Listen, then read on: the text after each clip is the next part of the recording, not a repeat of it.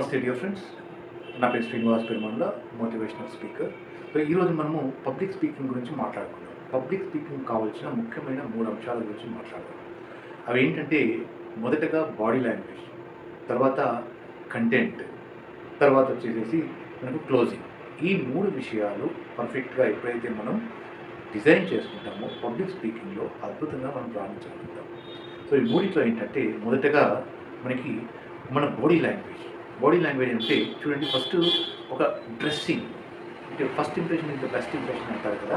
అలాగనే మనము ఎవరినైనా మనం చూడగానే మనం ఆకర్షణీయంగా కనపడాలంటే మొదటగా మన డ్రెస్సింగ్ అనేది, అపియరెన్స్ అనేది నీట్గా ఉండాలి, అద్భుతంగా ఉండాలి, ఆకర్షణీయంగా ఉండాలి. దాని తర్వాత మన బాడీ లాంగ్వేజ్ మనం మాట్లాడే మాటలకు అనుకూలంగా మన బాడీ లాంగ్వేజ్ ఉండాలి.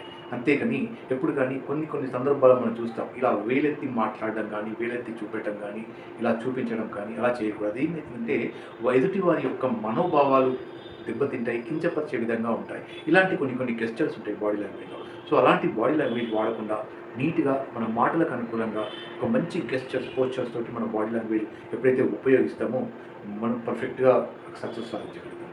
దాని తర్వాత రెండవది కంటెంట్ ప్రిపరేషన్. ఎక్కువగా మనము ఈ కంటెంట్ ప్రిపరేషన్ అనేది సరిగా లేకపోతే, కంటెంట్ మీద గ్రిప్ లేకపోతే, కంటెంట్ మీద అవగాహన లేకపోతే, మనం ఎక్కడికైతే వెళ్ళామో అక్కడ ఏ సబ్జెక్ట్ గురించి మాట్లాడుతున్నామో ఆ సబ్జెక్టుకు సంబంధించి పూర్తి నాలెడ్జ్ అనేది మనం ఎర్న్ చేసుకొని దాని గురించి సమగ్రంగా నాలెడ్జ్ సంపాదించుకున్న తర్వాత ఆ సెషన్ కోసం వెళ్ళడం చాలా మంచి పద్ధతి.